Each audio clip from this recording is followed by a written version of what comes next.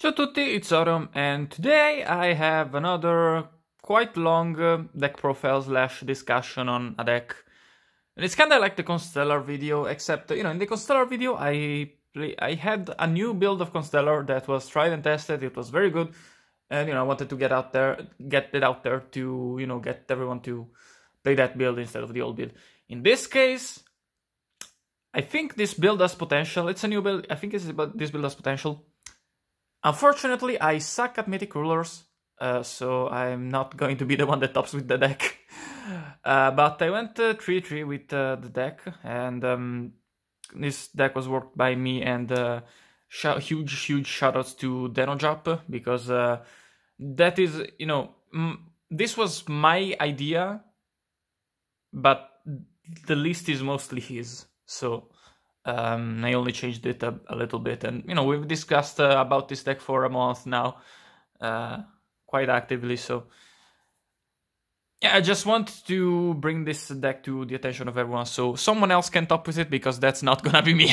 I'm too bad at this deck to be able to top with it. But it's trapless dragon rulers, because traps brick. That's kind of it. The traps, they're good for defense, but, I don't want to brick on traps. I want to have engine. So that's kind of the main idea. The other big thing about traps is, every deck runs cards against traps. So if I don't run any traps, they have some dead cards. So that's also good. But starting off with the list, of course, for rulers, nothing to say really. And then the main kinda difference of the deck, what we want to play instead of traps, because usually you play like 2 or 3 skill drain, 2 or 3 Phoenix Wind Blast, and torrential. So that's 5 to 7 traps. So, but in this list we are playing instead. This is not just the max consistency list. This is also the max turn 1 consistency list. So basically we try to make Felgrand turn 1 a lot, and if not Felgrand, a level 8 Synchro. That's kind of the main idea. So because of that we are playing 3 copies of Mythic Water to make Felgrand, and Mythic 3 is good and all, but Felgrand, Barbaros is just better Mythic 3, except you cannot search it and you cannot make rank 7 plays with Tidal. Besides that, this is a trading target, that's good.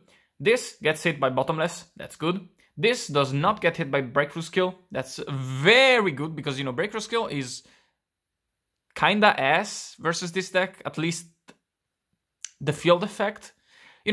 If you have it in the graveyard, it's good to out a Felgrand, but for the first use, you don't really have any targets, really, besides XYZs, I guess, sometimes, but, if you get Breakthrough Skill on the Mythic tree, it sucks. So, going second, this card is pretty terrible, but going first, you kind of still need it, in my opinion. Denojap is really on 3 Barbaros, 0 Mythic 3, but I think it comes up a lot to just search this with Redox. Otherwise you don't have any targets unless you're gonna run Montage Dragon, which is actually an idea, because, an issue with not playing traps is you don't play any way to discard cards, because you don't have Phoenix Wind Blast. So, you have Blue Eyes in hand that just sit there to be banished. You're not gonna discard them. So, you're only getting 1 use out of them, and it's kinda...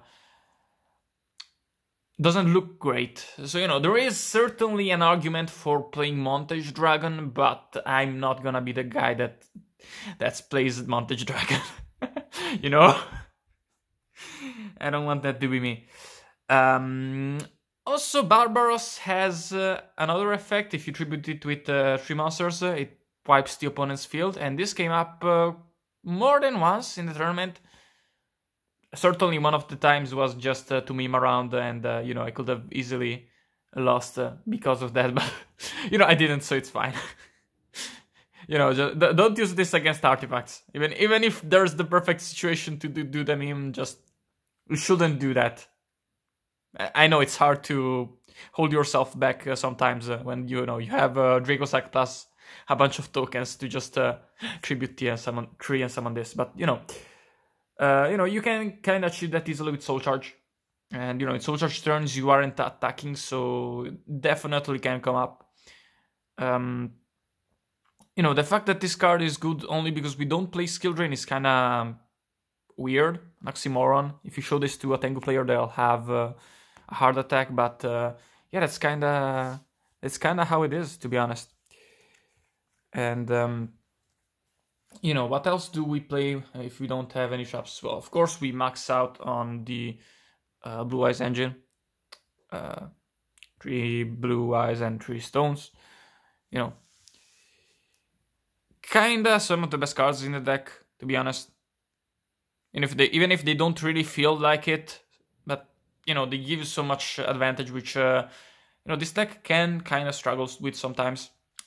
And we know, you know, we want tuners, so we're running 3 copies of Flammable Guard because we want to always mill guard with Dragon Shrine, unless we have Soul Charge in hand and can make an 8 with that. Debris Dragon, kind of the best wind, but you know, I kind of wanted another wind, and in the tournament I played the Dragonite Corsica instead of this guy. But what I've also noticed in the tournament is that I don't have a very strong 15th slot. Leo is kind of good. I don't know if you've ever played against Leo, especially if you're playing Girgias. Leo is kind of a good card, and Influence Dragon makes Leo. It's a level 3 tuner. It's basically a vanilla, but it has a 300 attack, so it's a constant target. It's a debris target, unlike Corsica, to be also.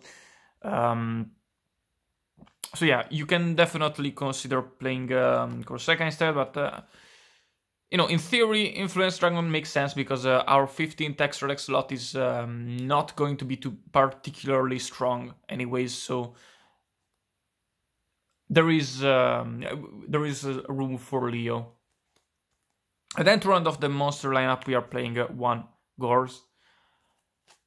Yes, we are playing Gores. This came up.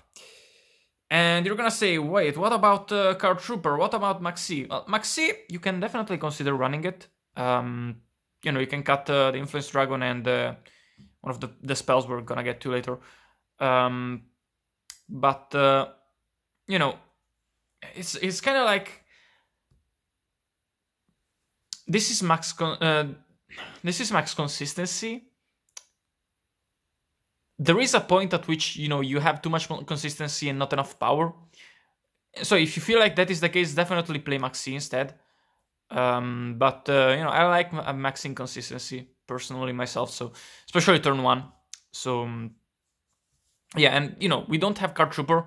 Also because of that, we want max turn 1 consistency. Card Trooper gives us turn 3 consistency most of the time, not turn 1. You know, unless you mill really well with it, which is kind of unlikely. So yeah, but Gores, the thing about Gores is like it's a 7 that makes another 7. It lets us swing back a lot. It's not just a 2700 beater. It's 2 level 7 bodies. That's huge in this deck, you know. It's kind of obviously you always have a Flammable Guard in hand, for example. Yeah, or a stone. So yeah, that's the monster lineup.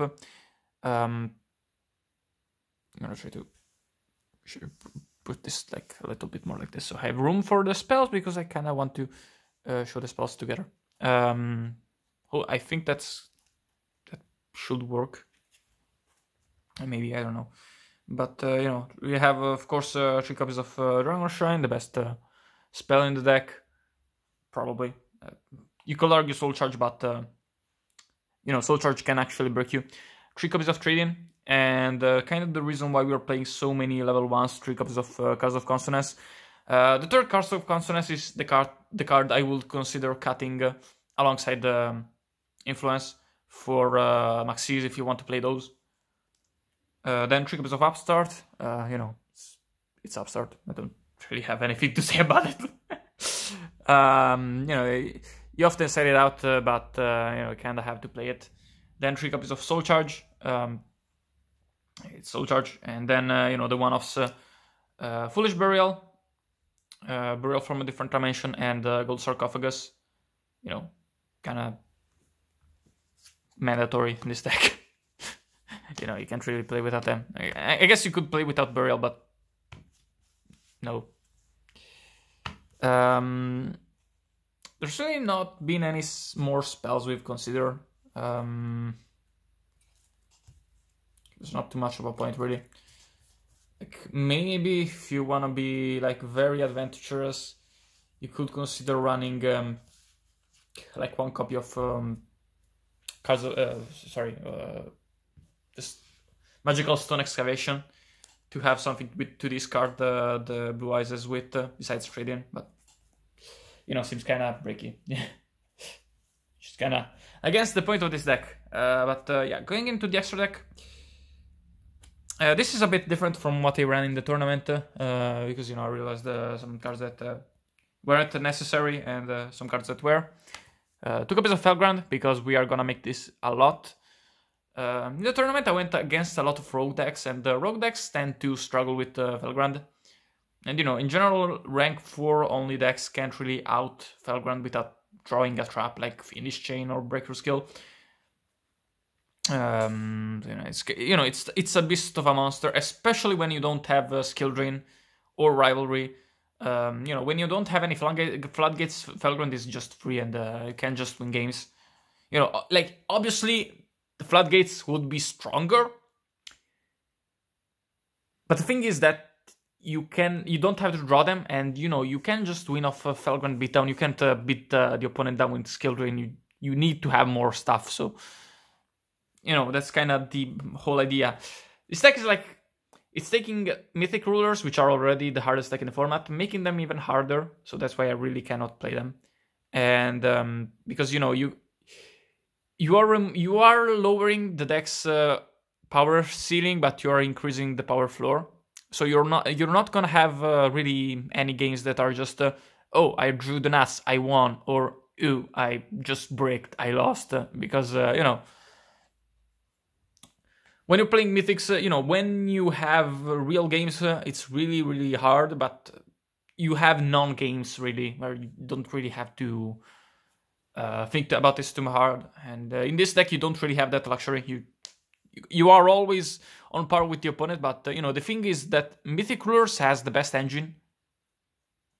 Like, Mythic Rulers versus any deck, versus any other engine, wins. Mythic Ruler loses to the opponent's deck cards. That's kind of it. It's very similar to Constellars in that sense, except Constellar is the second best engine in the format. Mythics are definitely the best engine. But yeah, Heliopolis number 15. This didn't even come up in the tournament, But you have to run them, and something that also didn't come up because I didn't even run it, but wouldn't have come up.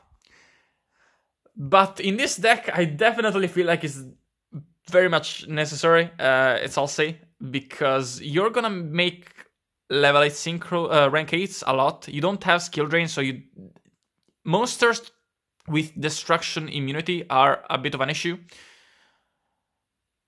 And you don't always want to go into Felgrand to out them. Maybe you don't have a battle phase that turn, so I'll say can just remove problematic cards like Dracosac 101s and mains. All those cards that you cannot pop or you don't want to pop. Also good versus like Lind or something. Then we played 1 Dracosac and 1 Big Eye. In the tournament I played 2.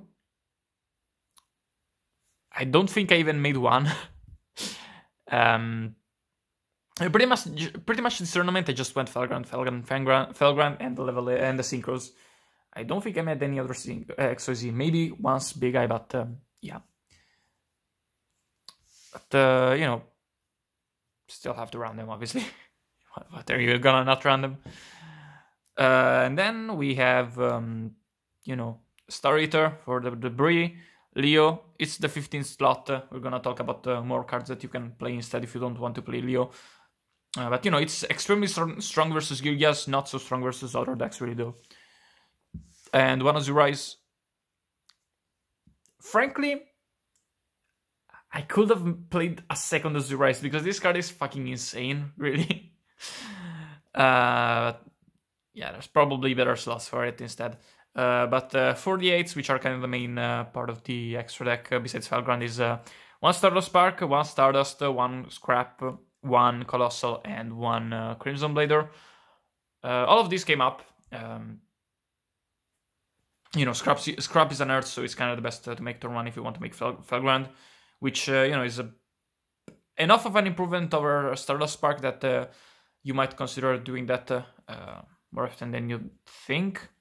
Depends on the matchup, really, but, you know, Stardust Spark is kind of the base level 8 to make a board with. Stardust Spark. Stardust is the guy you make versus Artifact Traptrix.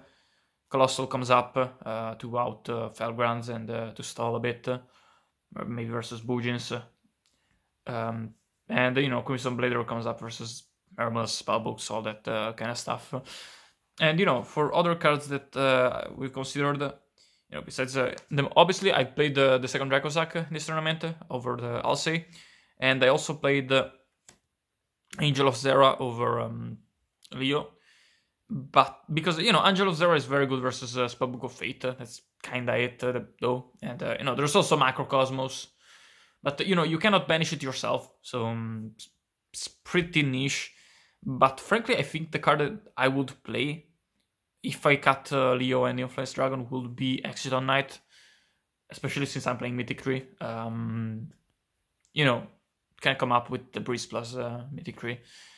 Other cards you can consider are like Red Dragon Archfiend, I guess. Dark Dragon, you can make it with Gores. Second Azurize, you could consider playing a second Stardust Spark. I heard talk about Thunder and Dragon, which is like a rank 8 that you make with 2 blue Wises, and then it blows the opponent's field. I think it's Aragaki or something. But yeah. Oh. Oopsie. Anyways. Center's back. And then for the side deck, you know, this is gonna be more like what I should have played than what I did play, but I'm gonna tell you what I did play afterwards. DD Crow, mandatory because, you know, hits artifacts, hits Mermals, hits combo, it's pretty much anything, really. Obviously, in this deck you cannot overside, so, you know, you kind of have to choose your battles, what you want to set in. But, you know, DD Crow, way too versatile. Flying Sea. In this deck, you kind of have a choice between siding Maxi and siding Flying Sea if you don't main Maxi. The thing is, Flying Sea wins versus Evil Swarms, so that's kind of why I chose Maxi, especially since, you know, you cannot overside. Sylvans are not a hard matchup, you can just make Colossal end out their boards. What else? Infernities die to both cards, really. So, you know, the fact that this covers Evil Swarms is pretty huge, especially since, you know, I'm not going to play XYZ Anchor when Evil Swarms are not something I'm expecting. But, you know, having Flying Sea for it is very nice, just in case.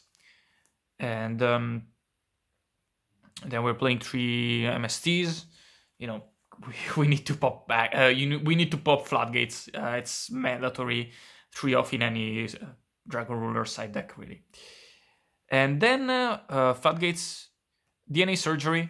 You know, for Boojins and Spellbooks, which are not super great matchups. They're not particularly bad, but, you know, could be better.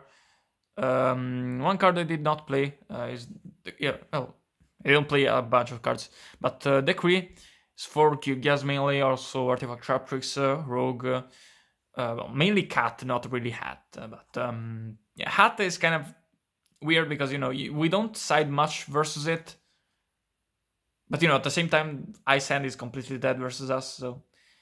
And then 2 copies of Vanities. Just make sure before you set this in versus that, if you want to set this versus that it's cat and not hat, because I made that mistake and I lost that game. Because he had set ice hand and I set vanities and he just crashed it, and that was game pretty much. But yeah, vanities, you know, if you go first versus a deck that special summons, which is pretty much any deck really besides Pushins and spellbooks, you want to save in vanities, unless they play hands, in which case you don't want to save vanities. You know, versus books and budges we have DNA surgery. What other cards you can side? Now, in the tournament, I didn't actually side Flying Sea, and I didn't side Decree, because I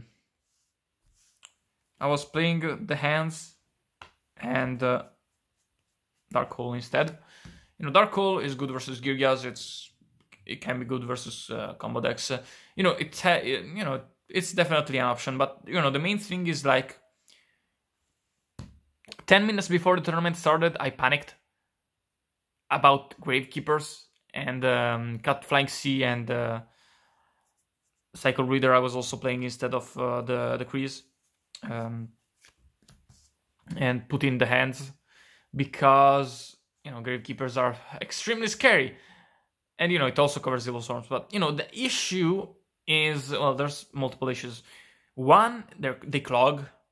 Two, we already have so many normal summons, you know, Barbaros, the level 1 tuners. The hands really clog. But more importantly, the hands aren't gonna win you the Gravekeeper matchup. They're not enough. They're not an auto-win button.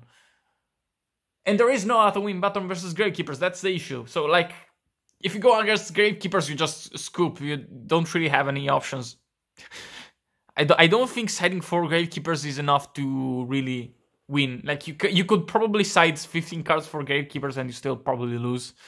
Unless you, like, really go nuts on, like, 3 MS3, 3 Twisters, the hands. Which, you know, at that point, what the fuck are you doing even? So, yeah. I don't think I would play the hands again. Cycle Reader, you know, more copies of Crow if you want to go that route versus artifacts. But another route that you can go, and also Bujins, very good versus Bujins, but another route you can go is Chalice. For the artifacts, because you know, this is a deck that you know, if they summon a moral attack and we chalice it, we can get rid of the moral attack. It's not gonna be an issue for us as a body. Then you know, Maxi, we have the other twos in the deck, but you know, you can definitely consider playing Maxi instead of Flying Sea. And to round up the side deck, we have Skill Drain.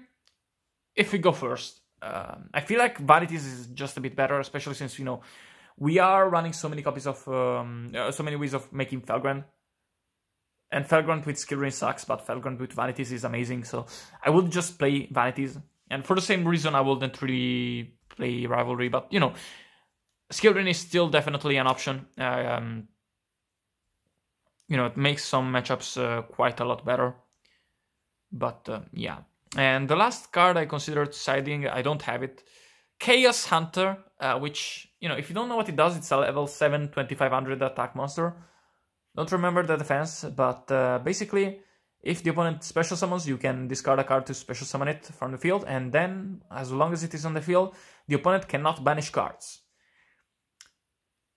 Any cards. So, like, you know, the two main banished decks in the formats are Spellbooks and Bujins, and obviously Chaos Hunter is never gonna come in against those decks. But, you know, every deck kinda wants to banish our Dragon Rulers. Especially Girgias, you know, Girgias can just make Girgian text, and you know, you get them to a point where, you know, they're making their last text disease, they make Girgian text, and then you plop down the Chaos Hunter, and then you have a 2500 bitter, they have nothing but 2300s and below, so they just pass turn, and then you can just combo off, and then they cannot Breakthrough Skill, they cannot Crow, they cannot debunk, so that's kinda, they cannot Bottomless even. So that's kind of the idea behind the Chaos Hunter, but you know, this side deck is pretty tight, and you cannot really afford to side cards for just one matchup, I feel like. So that's kind of why I didn't play it. But You know, it's definitely something to consider. But yeah, that's it from me. You know, it's also a level 7 body, and discards cards, so that's really like nice. But you know, the thing is, like, the card is really nuts, but the meta does not suit it really. That's kind of the deal. But yeah, I think I said everything and that needs to be said. Someone top with this deck, I feel like it has definitely potential to do that. I just don't have the potential to do that myself. So yeah, leave a like, join the Discord, subscribe, leave a comment, ring the bell, all that good shit, and goodbye.